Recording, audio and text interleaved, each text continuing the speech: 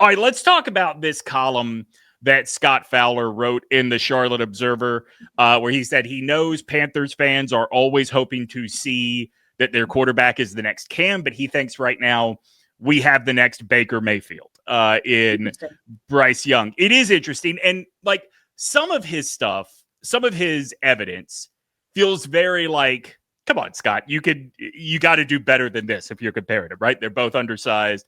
They both won a Heisman. Okay, cool. I think that the coolness and the confidence with the game on the line, okay, I kind of see that. I don't think Bryce is all the way there at his NFL career, but I really hate this idea that we are comparing Bryce and Baker Mayfield because they are both the beneficiaries of a late career resurgence. Bryce is in his third year in the league. Right. Well, I was going to say, I was like, so does that mean he'll be great in like 7 years? Or right. Where are we going with this? This is probably the best offense collection of talent around him he's ever had, and that's not saying much. Like, I think I could see him being the next Baker Mayfield, but I don't think that would bode well for Panthers fans because Baker had to get away from the Browns in order to start climbing the ladder. Like I think a big part of the Mayfield story is you went to the wrong team to nurture you to begin with. Honestly, to me, I think a better success story for Bryce could potentially be like being a Dak Prescott. Okay, tell me more. Just like Dak Prescott is right on that line. Do you mean as a like ceiling of talent? Because remember, Dak came out like really strong his rookie year. Yes, but then he fell back to earth and everyone was like, oh, he's mid. And then some people even started to say he's bad. And then we realized, oh, he's not bad, actually. Right. And then it's like, yeah, he's just sort of leveled out at like, oh, he's pretty that. So I don't mean his arc necessarily. I just mean that is, I think, like the best case scenario for his ceiling of what he can be, which also makes contracts very tricky, certainly when you're talking about a guy like that, because it's like you need him, but is he really worth all that money kind of thing in a quarterback market? That's what would make it tricky. So I think that would be the best case scenario, honestly, though, in terms of like his level of play for the Panthers. If he got to a level like that, where you're still like wondering after so many years, like, is he good? I think like that's. Yeah. I mean, I think that one of the things with Dak, if that is where Bryce tops out, there is, it's easy to fall for the fallacy of we can do better. Like Dak is really good. Right? Like it's that guy is worth the contract that he held out for. And not because it's not easy to go find another Dak Prescott. I'm not saying he's as good as that, by the way, Bryce. I'm saying that is potential, I see his potential ceiling at, you know? Yeah, I agree. I think that where the Bryce and Baker thing for me falls apart anyway is in confidence, right? Like Baker he's always had irrational confidence. I was saying, even when he was struggling, like in Cleveland, in Carolina, when he couldn't get back on the field in LA, he was still as cocky as he was at Oklahoma. To me, Bryce. To me, his defining characteristic at Alabama was there was nothing he thought was too big for him. And we very much are on a week to week train with Bryce. And, you know, let's be fair. That is progress for Bryce. Yeah. I mean, I agree. He doesn't have that same level of confidence, and it's evident in the play. And look, sometimes Baker has too much. And like, I remember, you know, the confidence would often make Baker defiant, which people didn't like, you know, because they questioned him after games and he'd always have something to say that didn't always come off super well and whatever. So it can work against you and for you. But, you know, at the same time, like when you're rolling and you have that kind of confidence, it's tough to beat. And I just, it's something I do wish Bryce had more of it, but like, you can't make someone not who they are. You know what I mean? Like you can't. Right. I think that there is a level of rationalism. I don't know if that's the right word for it. That Bryce has that Baker never did, that actually benefits Baker. Yeah, because like, let's be honest, playing quarterback, period. You have to like leave some rationality at the door. Right. because like Right, what fair. you're asking of yourself in those situations, like probably everything inside of you wants to be like, no, this is bad. Like I'm in danger. You know, your body is probably like screaming at you. And especially when you're a guy like Bryce who took a beating his entire rookie season and like probably still has the PTSD from that to tell the tale of like, oh, but what if, you know? And so, I mean, like, I get it. it. Has the PTSD of just failure, by the way. Something that was Exactly. new to him. Right. And even when it wasn't his fault at times, you know what I mean? Like, and Yeah. sometimes it has been, but even like, I mean, he had a pick this past week that was not his fault. Agreed. You know. Agreed. I want to ask you, as just a hardcore Panthers fan, this idea that the franchise, and let's take Bryce out of it for a second. Yeah.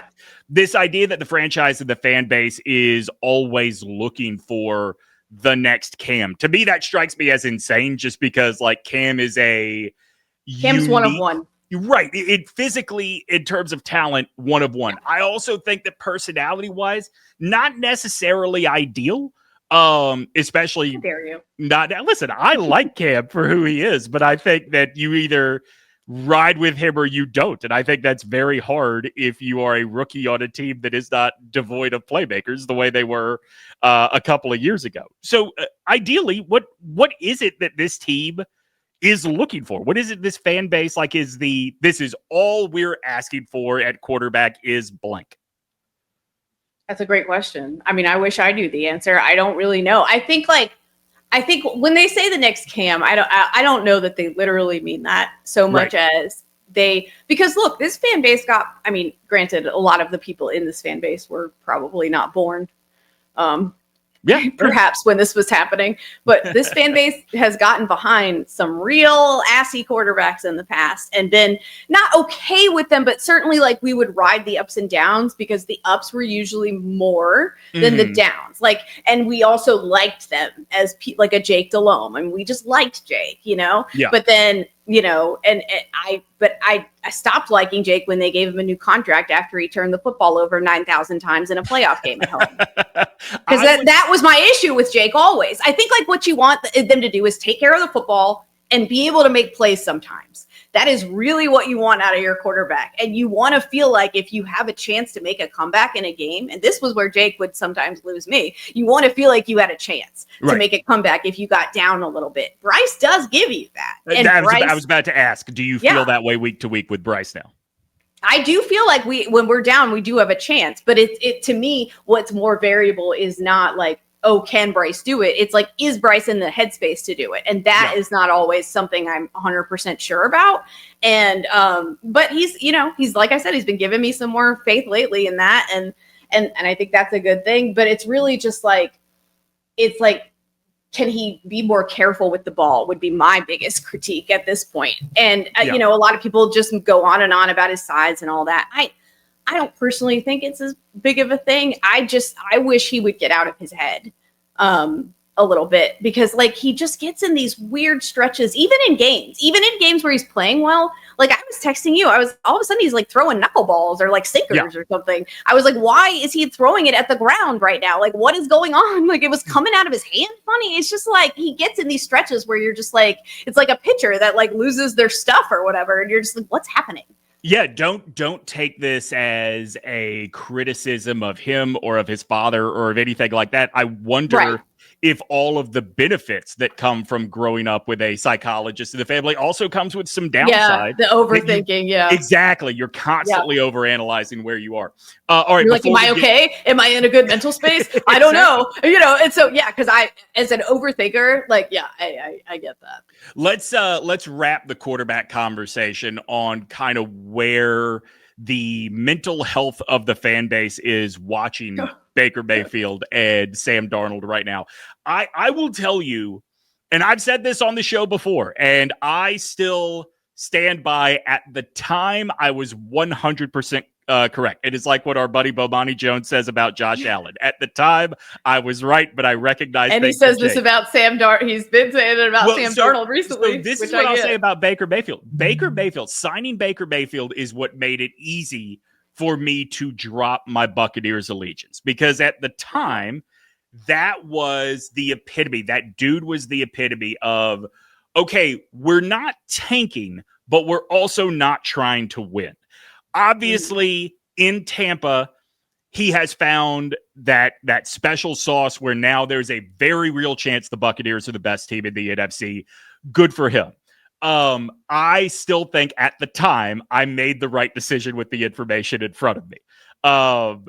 But you are a Panthers fan. You were rooting for these guys when they came to the Panthers, no matter what you thought or how you thought it would go. You were rooting for them to succeed. They did not, and now suddenly they're succeeding elsewhere. I was happy when Baker got signed. When Sam Darnold got signed, I almost broke something. I was so mad. Right, I was so mad. Ideally, you would have been happy to be wrong. You just knew you weren't gonna. Of course. Yeah. Right. Well, and honestly, and this is, and I was happy they signed Baker, but I was concerned, and I was mad when they signed Sam Darnold, and I'll tell you why. Because the situation was similar for both of them. The O-line was terrible. Right. They didn't have a whole lot around them. And so I was like, what are they going to be able to do with that? Like, what?